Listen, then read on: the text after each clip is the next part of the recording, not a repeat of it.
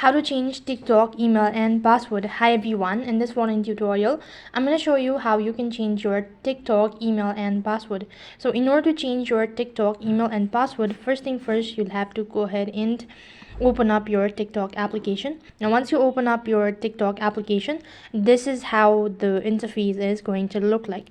Now right on this page, go to your profiles, and while you're on the profile page, tap the tab bar icon from the top right hand side corner and go to settings and privacy. Now let's go with changing your email first of all.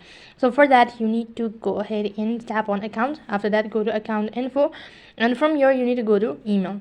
So go ahead and tap on change email, and it's going to send you a confirmation code to the following email that is currently registered. You'll be able to change your email address or replace with another one.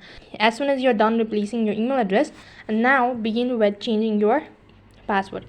So for that as well, head over to the same page here and go to password. It's gonna send you a code through an SMS. Enter in the code, you'll be able to change your password. So that's how you can change your TikTok email and password. That is all for this video. I hope the video was helpful. Make sure to like, share and subscribe to our channel. Thank you for watching. See you in the next video.